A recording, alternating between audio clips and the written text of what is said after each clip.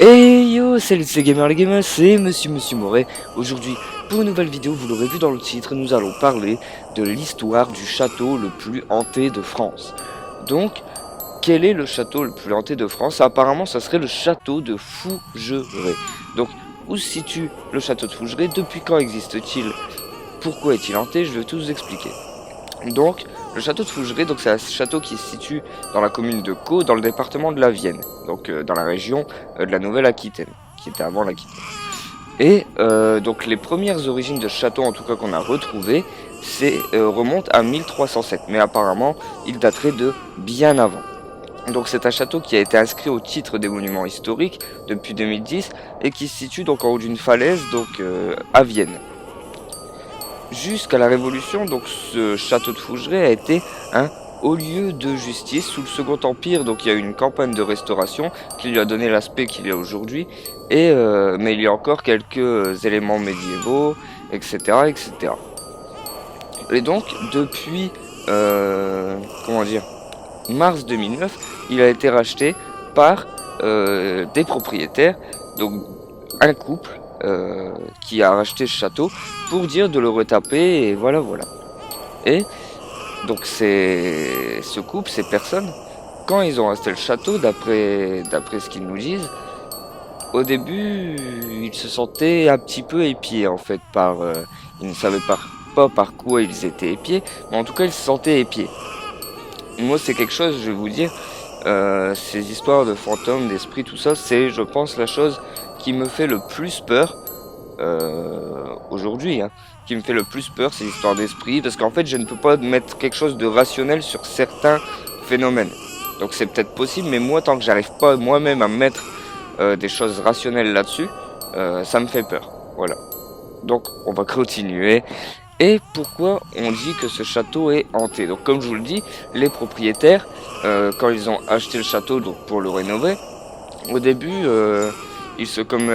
la propriétaire donc nous dit, elle disait qu'elle se sentait épiée, que parfois en rentrant dans des pièces, elle sentait des odeurs, qu'elle entendait des bruits, des voix. Donc voilà, au début, elle a été, comme elle disait, voir un médecin qui a voulu donner des cachets, elle a refusé. Son mari, donc l'autre propriétaire, lui avait senti donc des tapes dans le dos parfois le réveillaient ou il se sentait touché, etc. Et une de leurs filles donc aurait eu des brèves apparitions d'une dame en fait dans les couloirs de ce château. Au début, ils disent qu'ils ont pensé à revendre, tu m'étonnes. Moi, j'aurais pas resté plus longtemps, mais ils se sont dit que au lieu de revendre, ils allaient s'intéresser comment dire, à ces phénomènes paranormaux. Et donc ils ont appelé des médiums, certains prêtres, etc. Beaucoup de médiums aussi qui sont venus, plusieurs médiums différents.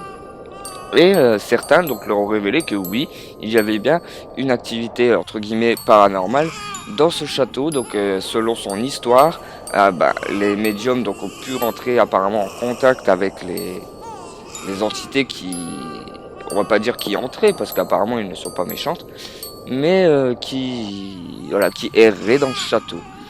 Et parmi ces entités, donc on a une jeune fille qui est apparemment celle qui est le plus réceptive au contact, c'est-à-dire à communiquer, c'est Alice, donc qui aurait 22 ans, qui serait décédée à l'âge de 22 ans d'une maladie.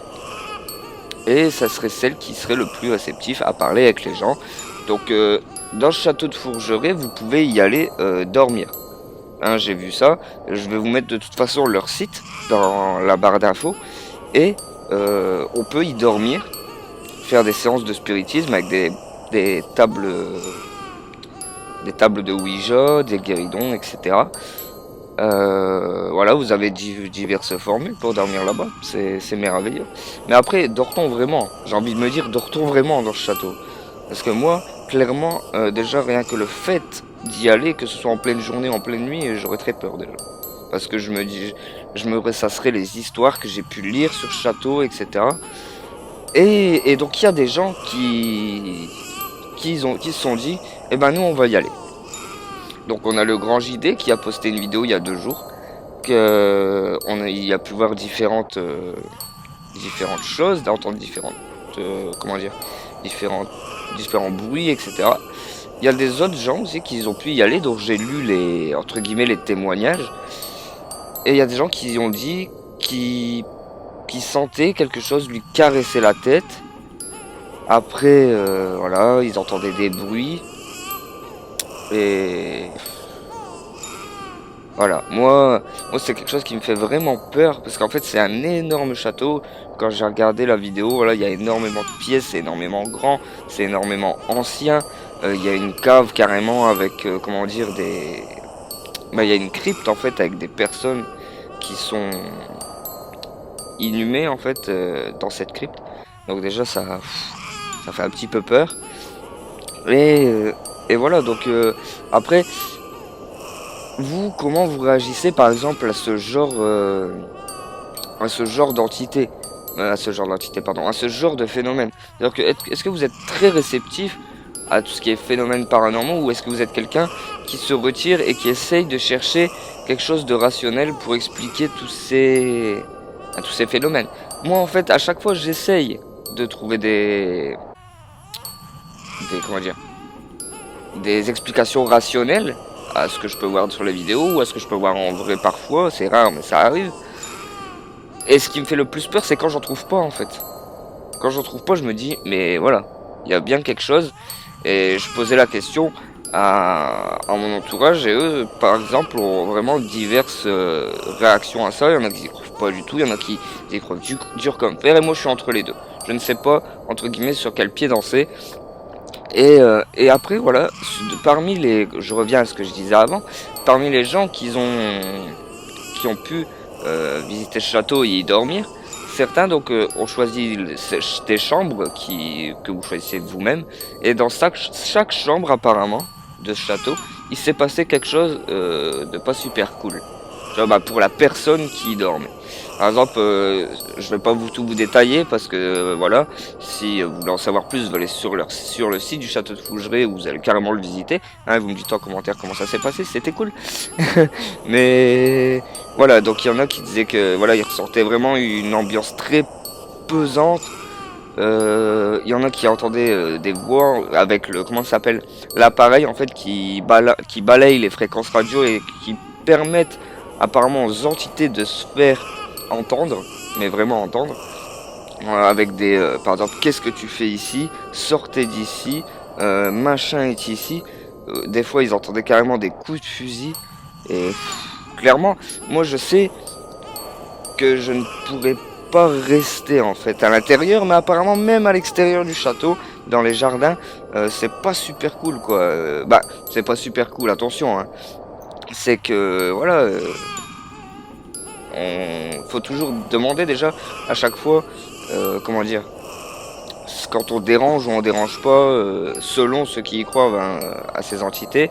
Mais voilà, comme je vous ai parlé, il y avait la petite Alice, donc qui est morte à 22 ans, comme je vous ai dit, et qui est donc l'un des esprits les plus actifs de la maison. Et parfois, donc comme elle est vraiment, comme les gens connaissent plus l'histoire donc de cette Alice qui répondrait facilement, des fois les gens forcent un petit peu à aller dans sa chambre. Mais si elle est réellement là, je pense que voilà, à un moment ça commence un peu à la saouler que tout le monde vienne, veulent lui parler dans sa chambre.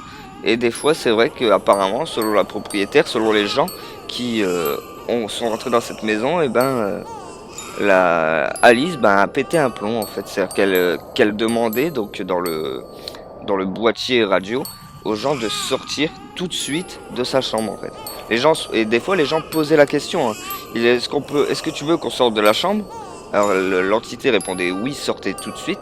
Et les gens continuaient à forcer. Donc après, si vous voulez jouer comme ça, moi si on me demande de sortir, je sors. Je rentre chez moi même, je vais dormir à l'hôtel à côté. et voilà. Donc après voilà, il y a plusieurs histoires comme je vous l'ai dit, selon les chambres, les personnes qui y dormaient. On a par exemple un monsieur qui aurait perdu sa femme très jeune, donc qui aurait dû élever ses enfants tout seul. Ensuite on a, comment dire, une nonne qui étaient là, il y avait Alice, il y a la chambre des maîtres. C'est déjà en fait le fait que ce soit clairement un château, c'est très dérangeant.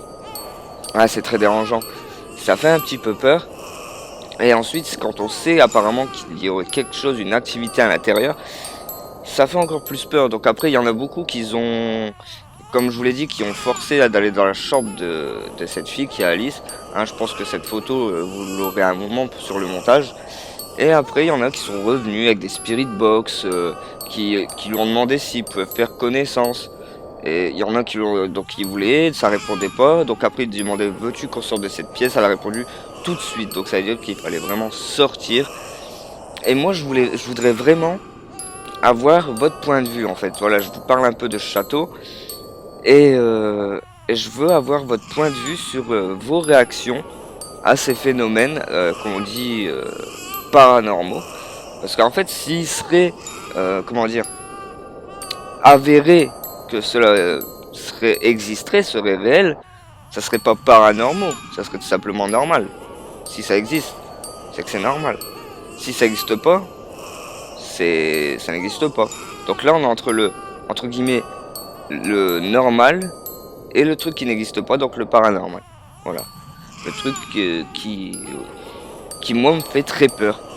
Donc je vous invite parce que moi en fait je ne vais pas vous mettre des extraits de vidéos de châteaux ou pas vous mettre énormément de photos, simplement parce que déjà ça reste quelque chose à découvrir par vous-même. Moi je vous informe juste. Donc découvrir par vous-même, c'est-à-dire hop, ma page, voilà, ma page est partie, elle est revenue.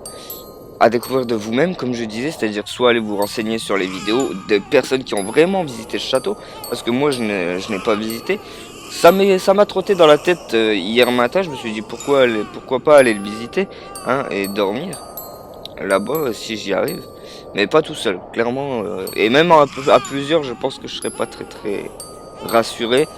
Après tout ce qui est séance de Ouija, tout ça, c'est quelque chose j'en perds mes mots, auquel je me recule énormément parce qu'en fait c'est quelque chose, moi j'ai l'impression que aller taquiner les choses qu'on ne connaît pas, ça peut apporter de mauvaises choses, tu vois. C'est après voilà, chacun pense ce qu'il veut.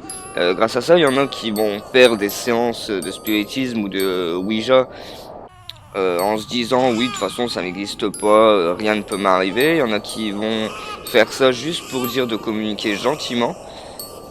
Et moi en fait je suis intrigué, donc oui j'aimerais bien en fait comment dire, entrer en contact avec des entités, mais j'ai un peu peur, tu vois. Voilà. Donc c'est pour ça que moi je voudrais vraiment votre ressenti à vous.